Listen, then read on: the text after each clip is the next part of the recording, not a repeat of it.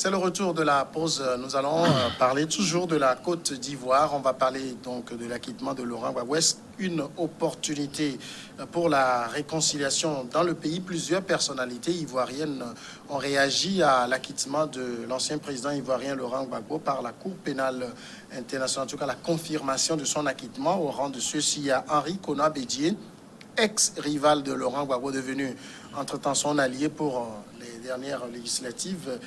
Il s'est également réjoui dans un tweet de son acquittement et de celui de Charles Blé Goudé. Il écrit, je cite, « L'acquittement de ces deux personnalités et leur retour définitif en Côte d'Ivoire vont certainement contribuer à la décrispation de la vie politique nationale. » Est-ce qu'on peut faire, Sylvestre Béni, ce lien rapidement entre cet acquittement de ces deux personnalités et la réconciliation tant souhaitée en Côte d'Ivoire?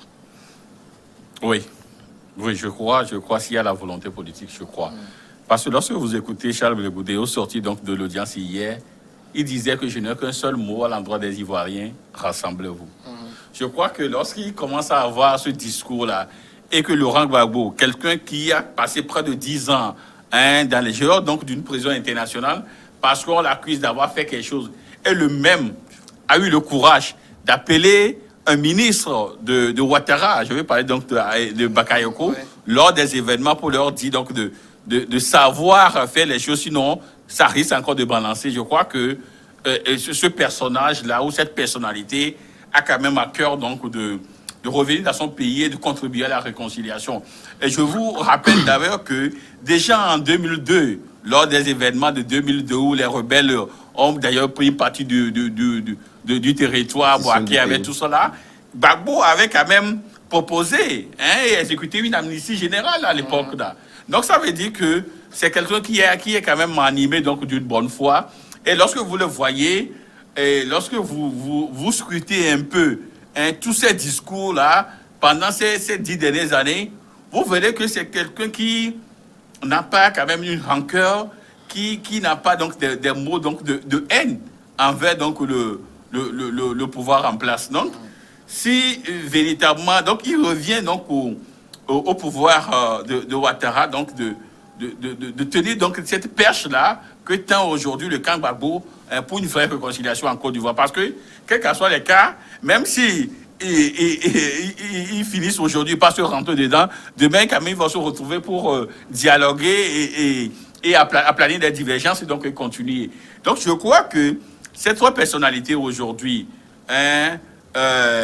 pour ne pas dire les quatre, parce qu'on doit également faire tout possible pour que Guillaume Soro aussi revienne quand même au pays. Parce que c'est les quatre acteurs. Il y a Soro, il y a Henri Konan Bédié, il y a Alassane Ouattara et Laurent Gbagbo. Les quatre là doivent quand même se retrouver. Si entre eux, la mayonnaise prend, je crois que ça va rejaillir quand même sur la population. Parce que la Côte d'Ivoire, il faut le dire, c'est aussi cette panoplie donc d'ethnie où les gens du fait donc de l'histoire, il y a certains qui ne s'aiment pas.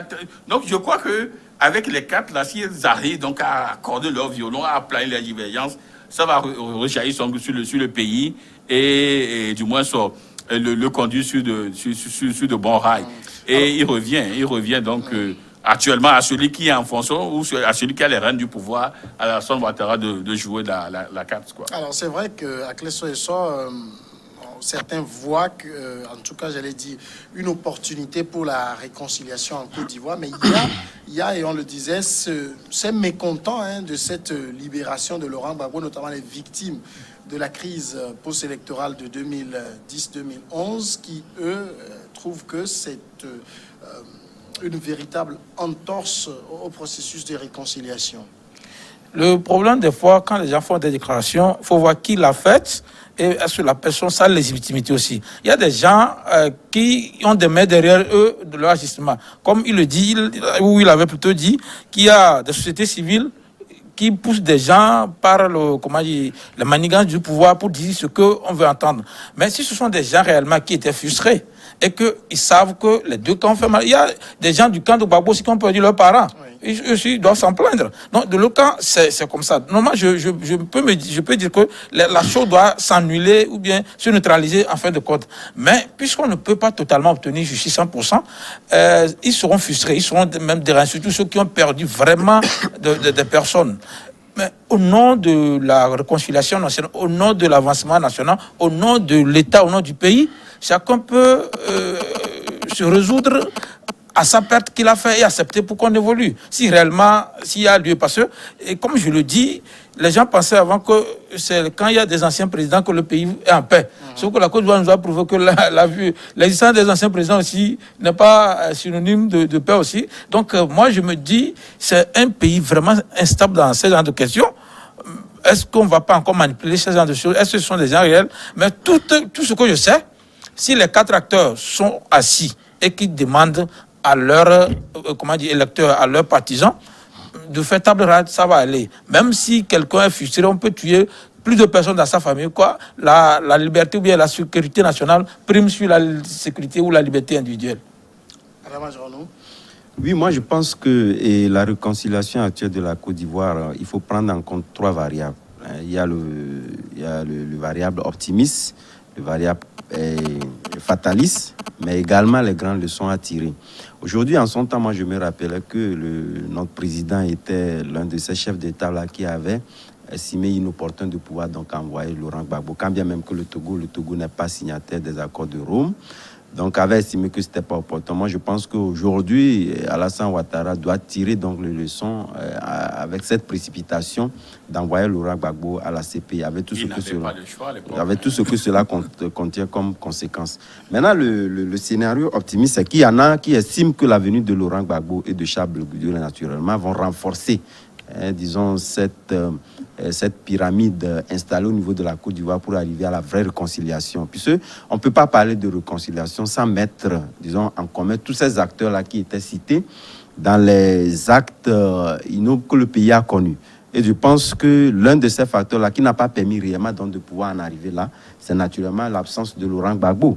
Puisque Laurent Gbagbo aujourd'hui traîne, disons, un potentiel énorme en ce qui concerne donc lorsqu'on prend au niveau même de sa popularité en Côte d'Ivoire, je pense que personne ne peut dénier en réalité.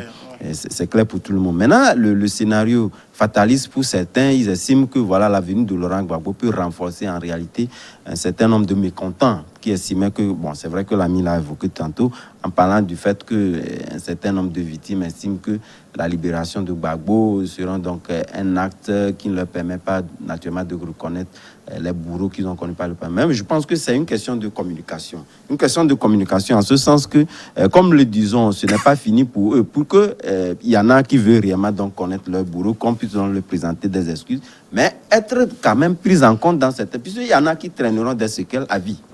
Donc pour eux, ils estiment que la liberté, ou que c'était carrément Laurent Gbagbo qui devait être l'acteur qui devait être à l'avant-garde de leur prise en charge des États. C'est une question de communication, comme je le dis. Puis heureusement que la Côte d'Ivoire aujourd'hui a su anticiper, puisqu'il y a un ministre qui a été donc nommé, je pense, pour la réconciliation du pays. Voilà. Donc c'est vrai que s'il n'a pas l'aura qu'il faut que Ahmed Bakayoko avait pour permettre donc de concilier tous les partis politiques, puisque chacun, lorsque vous prenez après son décès, en tout cas, chacun d'entre eux a eu quand même à reconnaître que si un parti politique a des problèmes pour pouvoir donc arriver à pouvoir donc avoir raison ou carrément interpeller le gouvernement, c'est par Ahmed Bakayoko. Et justement, cette ouverture d'esprit de pouvoir donc aller en ce sens-là a été donc acté. Ce n'est plus la même chose. Est-ce que Kakabe a quand même l'étoffe nécessaire pour pouvoir donc jouer le jeu comme le faisait Ahmed Bakayoko? Puisque la question reste posée. Puisque de toutes les façons, vous l'avez dit tantôt en parlant donc des élections où Laurent Gbagbo, Karma Charles Blé Goudié voulaient donc intervenir ou interpeller le gouvernement pour pouvoir donc revoir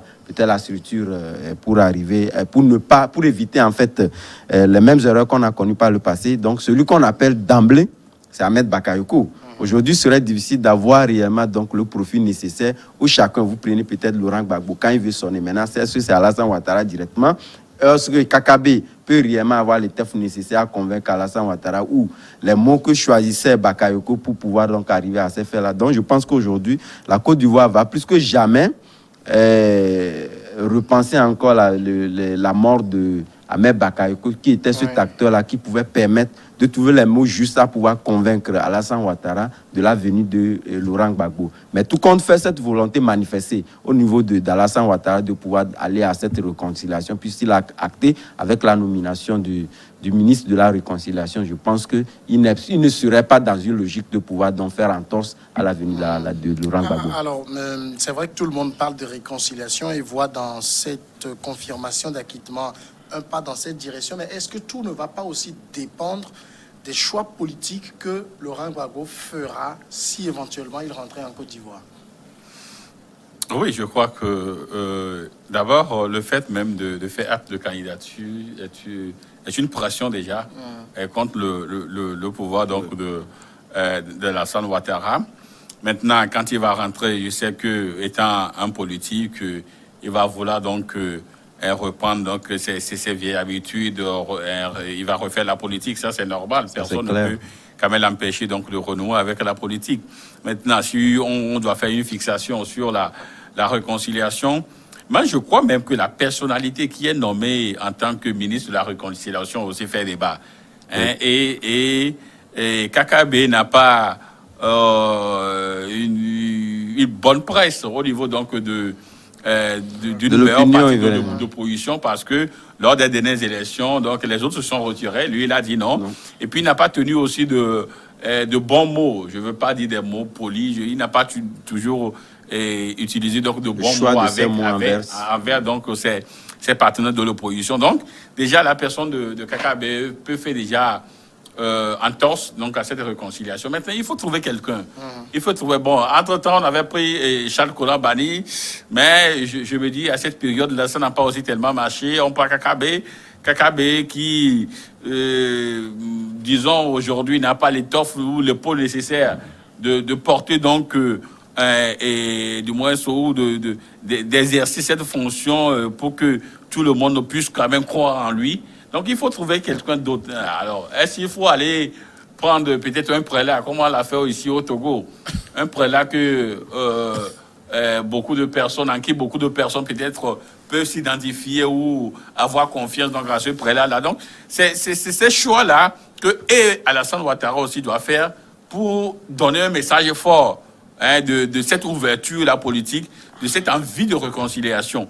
Maintenant, ceux qui vont également arriver sur le territoire, notamment Laurent Gbagbo, je suis sûr que ce sera lui le premier, et avec Charles Blé Goudé. Bon, Charles Blé Goudé qui est toujours dans le... Bon, du moins, qui est toujours donc presque dans l'idéologie politique donc, de Laurent Gbagbo. Donc, il va nécessairement rester fidèle à son mentor. Donc, eux, ils auront donc une ligne de conduite, une ligne politique à tenir. Maintenant, il y a aussi l'autre élément qui est à l'extérieur, qui parle beaucoup, Guillaume Soro, qui n'est plus en odeur de société avec Alassane Ouattara. Or, lui aussi... Qui s'est beaucoup aussi rapproché avec le camp. Entre-temps, maintenant, je crois que lors des élections présidentielles, lorsque vous écoutez même les propos donc, du président envers son ancien dauphin ou fidèle, ce n'est pas aussi tellement ça. Donc, ça veut dire qu'il y a tellement donc, d'éléments qui entrent en jeu. Je vous dis, même si Gbagbo rentre et que Blé Goudé rentre et que Soro est dehors, il y aura toujours des problèmes. Non, mais moi, donc, je me dis, avec l'acquittement de Laurent Gbagbo, qui redessine carrément non seulement l'environnement politique, mais qui donne véritablement des gages à arriver donc, à cette réconciliation souhaitée et voulue par les Ivoiriens, je pense que cela peut renforcer réellement de pouvoir les créneaux nécessaires pour la venue de Guillaume Soro. C'était nécessaire, puisque Alassane Ouattara, à un moment donné, était resté donc... très exprimé sur le cas Soro, compte tenu du fait qu'il y avait aussi la question électorale qui était donc sur la table. Mais après que ces élections, et puis étant donné que la classe karma de l'opposition a finalement consommé ces élections-là, puisque ce n'est plus le débat d'actualité aujourd'hui, donc j'estime que la venue de Laurent Gbagbo, ou karma, Laurent Gbagbo peut également le poser comme gage nécessaire pour arriver à cette réconciliation. Puisque d'abord, c'est une question primordiale, dans la mesure où, comme on l'a dit, on ne peut pas parler de réconciliation au moment où ces acteurs-là même, primordiaux de cette réconciliation, réconciliation ou carrément de cet déséquilibre au niveau de la Côte d'Ivoire, qu'un acteur soit à l'extérieur, cela nous renforcera, ou ce serait carrément une réconciliation de facettes. D'accord. Mais est-ce que, j'allais dire, Laurent Gbagbo a quitté, revenu en Côte d'Ivoire, est-ce que ce n'est pas juste un maillon de la chaîne réconciliation en fait? Moi, je serais tenté de dire que c'est un maillon que je n'aurais pas dit avant cet acquittement. Avant même les législatives, je pensais, comme je l'ai dit ici, que Gbagbo était la figure de poids par rapport à la réconciliation ivoirienne. Mais ce qui s'est passé, je le disais tantôt, même si les gens n'ont pas totalement accepté l'élection qui s'est passée, comment on appelle, Bédié a raclé plus de voix que Gbagbo dans les élections, les législatives là. Donc je me suis dit que ça porte. Mais il y a aussi d'autres facteurs à non, je pense que oui. Eux, ils n'étaient pas dans cette logique-là. Oui, oui. Version Gbagbo est différent du FPI version Afingueza et autres. C'est pas vraiment. Oui, non, il y avait le bras droit de Gbagbo même qui allait. J'oublie celui qui allait voir Mbak souvent là. J'oublie. Gbagbo, c'est un jeune. Il allait, ce qu'on l'a battu. Bon, je comprends ce que tu dis. C'est que moi, soit une élection doit avoir lieu pour qu'on revoie comment les cas seront redistribués. Et parce que moi, Gbagbo était le numéro 1 pour moi en matière d'aura, en matière de charisme, par rapport à tout ce qu'il a fait. Mais d'une manière ou d'une autre, ils sont allés en réconciliation, comment dire, en coalition, mais la coalition a profité à un parti. Comme le Togo ici, quand ANC aussi en avait profité, il en a usé. C'est ce que je suis en train de dire. Donc, Gbagbo devait être même la pièce principale de la réconciliation ivoirienne. Maintenant, ce qu'on voit maintenant, il n'est qu'un maillon, comme tu le dis, pour cela. Mais ne méprisons pas, ne négligeons pas aussi l'apport ou bien le quota de Guillaume Soro dans cette histoire. Je pense que actuellement l'ennemi numéro 1 de Ouattara, même, ce n'est pas Gbagbo, mais c'est Guillaume Soro. Parce qu'il y avait eu des menaces de mort. Guillaume Soro lui avait donné même les jours que ça ne va pas atteindre ça. Donc, c'est plutôt lui qui avait proféré des menaces. Donc, si les deux s'entendaient, et comme lui le dit, Gbagbo peut aussi dire que pour que la mayonnaise ne prenne, comment Guillaume Soro n'a qu'à venir. Donc c'est pour dire que oui, ce que tu as dit, c'est un maillon, et ça voudrait dire que tout le monde est utile dans ce plat pour que les choses marchent. Maintenant, si ce n'était pas le cas, Gbagbo seul suffit pour résoudre le problème. Mais on avait aussi constaté que lors des élections, l'intervention de Gbagbo aussi a permis de calmer les choses. Mais Gbagbo seul ne peut pas régler le problème. Donc, il n'est qu'un maillon de la réconciliation. On va marquer maintenant une pause, si vous permettez, et puis revenir après pour le dernier sujet.